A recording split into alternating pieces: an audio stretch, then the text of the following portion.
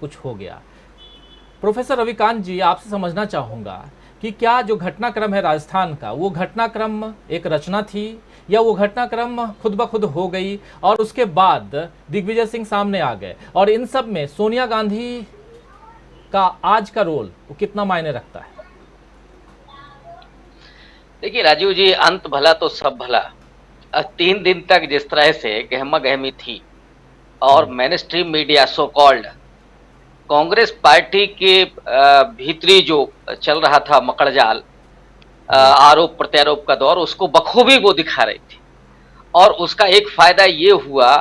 कि आम आदमी पार्टी इस समय बहुत परेशान है कि वो अचानक गायब हो गई वहां से। भारतीय जनता पार्टी में जो मोदी गांग चलता है, उससे भी थोड़ा सा उस गोदी मीडिया ने अपने को अलग किया और कांग्रेस पार्टी को उसमें एक बड़ी बढ़त मिली। और मुझे लगता है कि आखिरी में आकर के जिस तरह से जो आपका विषय है, मैं उसी से अपने आप को एसोसिएट करता हूं कि सोनिया जी ने जिस तरह से उसको संभाला है, वो कांग्रेस पार्टी के न सिर्फ आंतरिक लोकतंत्र बल्कि एक बेहतर विकल्प की भी तलाश को उन्होंने पूरा किया है।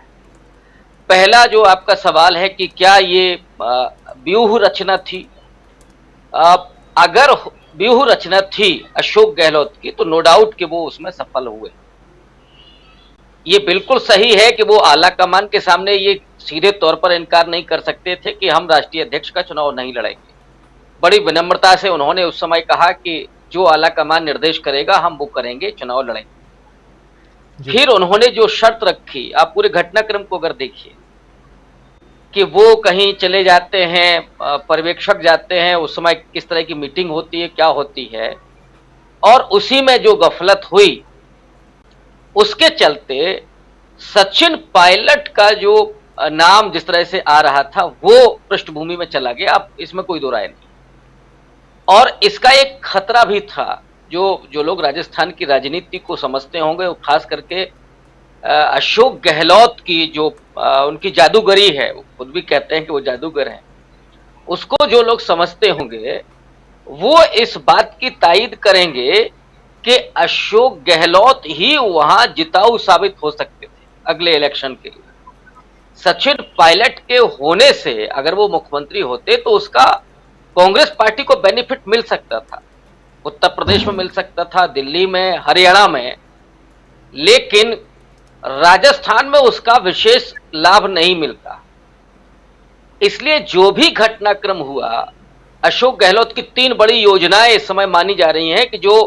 राजस्थान को जिताने वाली साबित हो सकती, उसका क्रियान्वयन खुद ब खुद केवल अशोक गहलोत कर सकते हैं।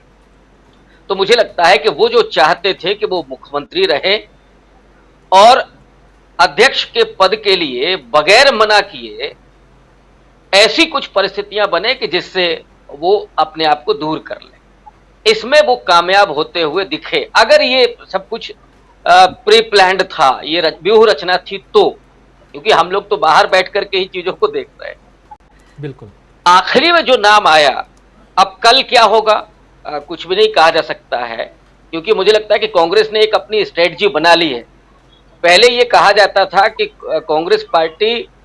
लगातार अपने लिए आपदाएं पैदा करती, मुश्किलें पैदा करती, लेकिन अब मुझे लगता है कि उसने आपदा में अवसर तलाशना सीख लिया है। कैसे मीडिया में आना है, रहना है, ये शायद उसने सीख लिया है। दूसरा ये भी मुझे लगता है कि अगर दिग्विजय सिंह का नाम पहले आता तो शायद दिग्विजय सिंह को घेरने की ज्यादा कोशिश होती, और दिग्विजय सिंह का चाहे वो बाटला हाउस कांड हो या ओसामा बिन लादेन का जिस तरह से उन्होंने नाम लिया था, बीजेपी ये जरूर करती। इसलिए पहले अशोक गहलोत, चूंकि वो अति पिछड़ी जाति से आते हैं और उन पर हमला करने का मतलब है कि बीजेपी के आधार को कमजोर करना, तो वो पहली बाजी वहां से जीती गई। और उसके बाद दिग्विजय सिंह का अब जो नाम आया है, तो मुझे लगता है कि अब मौका नहीं है बीजेपी के पास फिलहाल हमला करने के लिए। तीसरी बात, दिग्विजय सिंह को प्रो दलित भी माना जाता है, वो सिर्फ अल्पसंख्यक समर्थक नहीं है, और ये दोनों ही जो उनके पक्षधर होने के जो आरोप है बीजेपी के, वो आरोप अपनी जगह हैं, लेकिन मैं ये मानता हूं कि दिग्विजय सिंह, चाहे वो प्रो अल्पसंख्यक हो या प्रो दलित हो, वो संवैधानिक दायरे में ही रह करके सारे काम कर,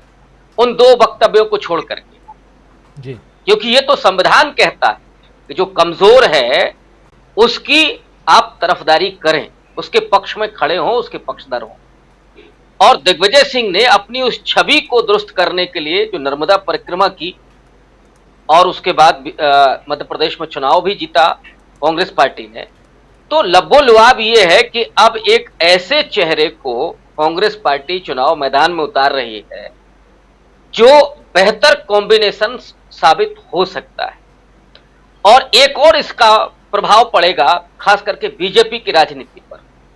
जो मैं सुन रहा हूं और सोशल मीडिया पर, जो हालांकि सोशल मीडिया की गॉसिप पर उतना भरोसा नहीं किया जा सकता है, लेकिन वो बड़ा इंटरेस्टिंग होती है।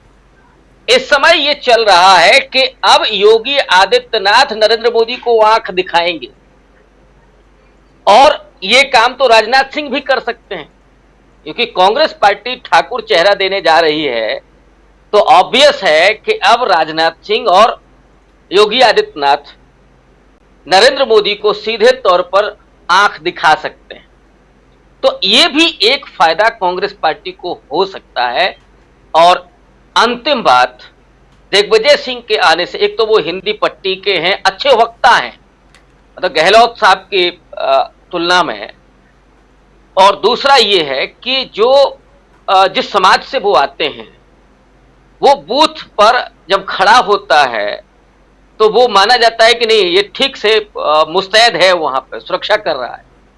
तो वो एक ताकतवर कौम भी कांग्रेस पार्टी के साथ लौट सकती है, और जब वो लौटेगी तो ब्राह्मण तो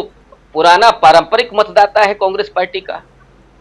तो क्या हम ये उम्मीद नहीं कर सकते कि ब्राह्मण कौन सा खुश है? माने उसको सरकारी नौकरियां चाहिए, शिक्षण संस्थान अच्छे चाहिए, अच्छे हॉस्पिटल चाहिए, और जो हो रहा है वो हम लोग देख रहे हैं कि एक अडानी साहब दूसरे नंबर पर पहुंच गए, हो सकता है कि दुनिया के सबसे अमीर भी हो जाएं। बिल्कुल।